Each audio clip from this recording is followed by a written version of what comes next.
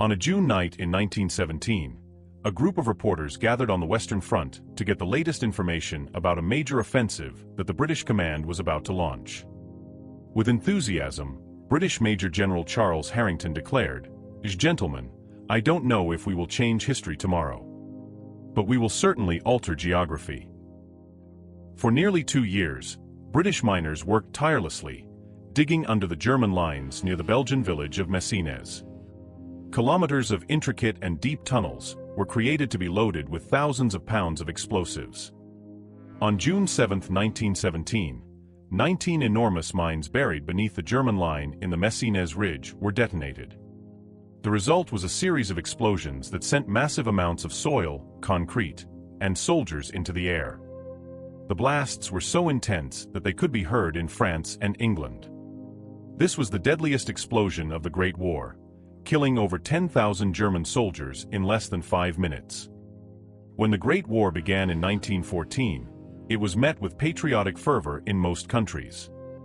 Young Germans, French, Austrians, Britons, and Russians rushed to the nearest recruitment offices to enlist and serve their nations and empires. Most of these recruits, aged between 18 and 25, had a romanticized view of war. They grew up hearing their fathers' and grandfathers' stories about facing enemy lines with fixed bayonets or holding square formations against cavalry charges. These young men thought they would fight the war using Napoleonic tactics, quickly gaining glory and returning home to display their medals. But they were wrong. The 20th century brought a new style of warfare, more violent and less honorable than anything seen before. During the first year of the war, military commanders from all countries struggled to adapt to this new reality. The trenches became the main stage of the fighting. Soldiers spent months in inhumane conditions, facing constant bombardments, diseases, and lack of supplies. The poetic heroism they expected was quickly replaced by horror and despair. The Battle of Messines was a clear example of the brutality and military ingenuity of this new era. The detonation of the mines beneath the German lines was a triumph of military engineering, but also a grim reminder of the human cost of war. Each explosion marked the end of thousands of lives and the devastation of entire landscapes. Major General Harrington was right in saying that geography would change. The land was reshaped, with enormous craters replacing what were once fields and forests. But history was also changed. The Battle of Messines became a symbol of the horror and devastation that World War I brought to the world. As reporters wrote their stories and the news spread, the world began to understand the true nature of modern warfare. There was no more room for romance or glory. The war had become a continuous nightmare, where survival was the only medal that mattered. Cavalry and infantry charges were quickly decimated by the first machine guns and the precise fire of artillery cannons. Thousands of casualties accumulated within minutes. Despite the heavy losses, territorial gains against the enemy were minimal. This led to an era known as trench warfare. Soldiers lived, slept, and died in a series of defensive lines. To break the monotonous stalemate and the mass kamikaze attacks against the enemy, German, British, and French commanders resorted to mine warfare. This strategy effectively managed to break enemy defenses.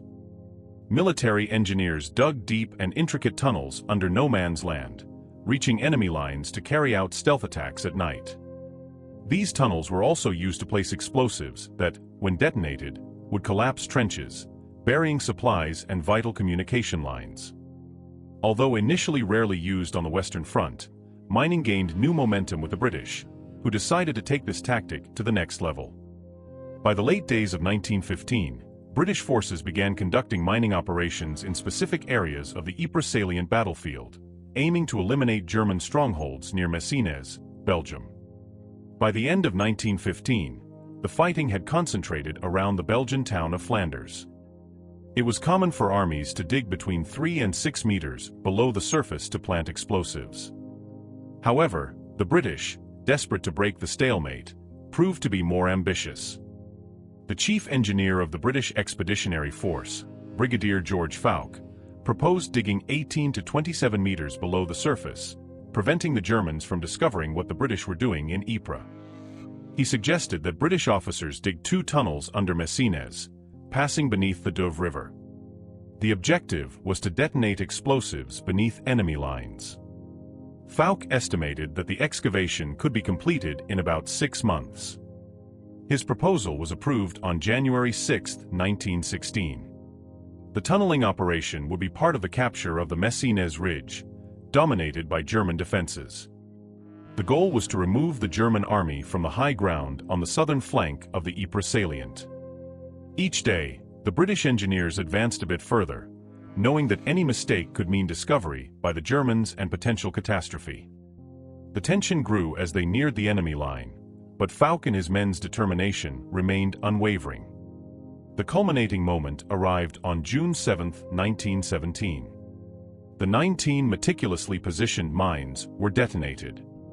The result was a sequence of explosions so powerful that they launched tons of earth, concrete, and soldiers into the air. The sound of the explosions was heard in France and England. In less than 5 minutes, over 10,000 German soldiers lost their lives. This was the deadliest explosion of the Great War. The southern flank held crucial tactical importance as it allowed the Germans to gather valuable intelligence on British maneuvers by observing their positions in the north.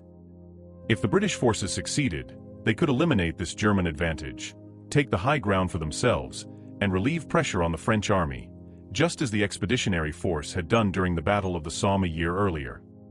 George Fouque's plan for this deep mining operation was inspired by Major John Norton Griffiths, who modernized the clay kicking technique and founded the first tunneling companies in England. Clay kicking, also known as cross-shafting, was a method of digging tunnels, roads, and railways in clay-based soil structures. This technique became essential for developing the London Underground system, and was widely used during the Victorian era to renovate old sewage systems in many English cities.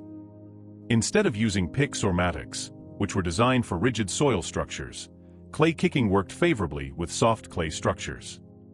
Most importantly, this technique kept the work silent, exactly what the British forces needed to avoid raising suspicions from the Germans on the front line. Additionally, the technique involved leg strength, requiring less effort and allowing the work to be done more quickly. When the war began in 1914, Norton Griffiths was contacted by Britain's Secretary of State for War, Lord Kitchener, to send some of his most experienced clay kickers to aid the war effort and instruct military engineers. These men formed the Royal Engineers Company, tasked with digging the tunnels for Fouque's plan in Ypres.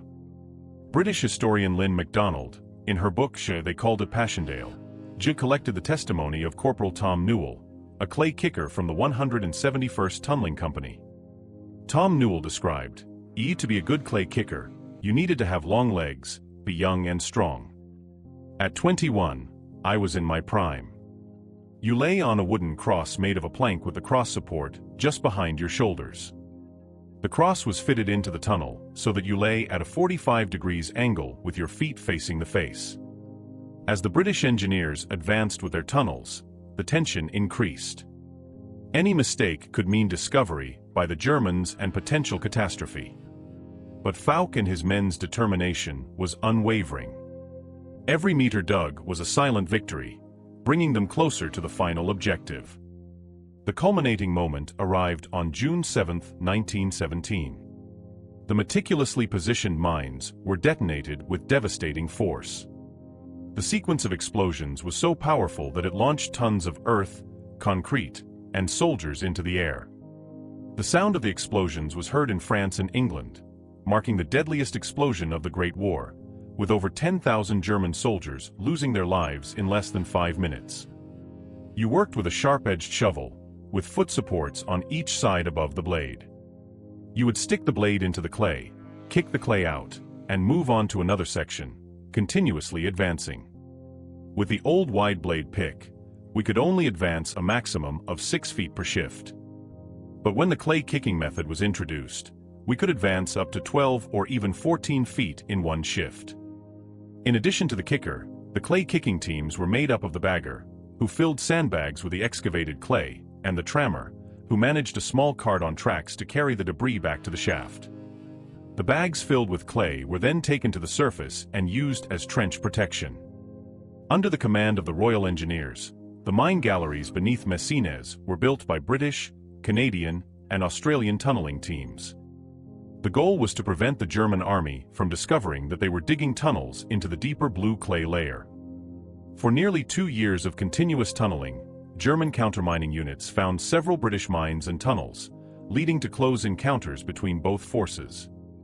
To the British advantage, the German units never discovered the deep mines filled with explosives. Captain Greener of the 175th Tunneling Company told MacDonald in her book, "You swapped 30 or 40 sandbags per shift, or more, and couldn't dispose of the dirt during the day. You had to go out at night. You had to remove and distribute it as best as you could at night, behind the trenches, well away from the line, so that the trenches didn't look different." In total, 21 mines were planted under the German lines on the Messines Ridge. More than 1 million pounds of explosives were distributed among each mine. The tension grew as the engineers completed the preparations, knowing that a simple mistake could ruin everything. Finally, the moment of truth arrived. In the early morning of June 7, 1917, the explosives were detonated in a calculated sequence. The ground shook, and a series of explosions reverberated across the battlefield, sending tons of soil, concrete, and soldiers into the air. The sound of the explosions was so intense that it could be heard in France and England. The devastation was immense. More than 10,000 German soldiers were killed in less than 5 minutes, making it the deadliest explosion of the Great War. The landscape was radically altered, with giant craters appearing where trenches and fortifications once stood. The British, previously confined to their trenches, seized the opportunity to advance over the enemy lines. The explosion of the mines not only destroyed the German defenses, but also broke the morale of the enemy troops, providing a significant strategic advantage to the Allied forces. The work of the clay kickers, the precision of the engineers, and the bravery of the soldiers culminated in an act of heroism and strategy that changed the course of the war. The largest mine, Spanbroek-Meulen, contained 41 tons of ammonium nitrate.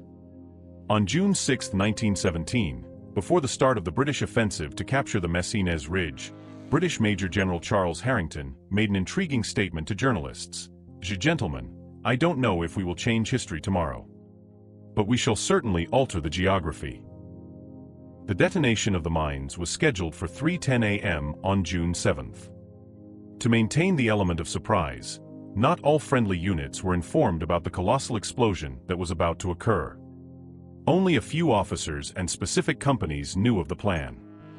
However, all soldiers were ordered to be ready to advance as soon as the mines were detonated.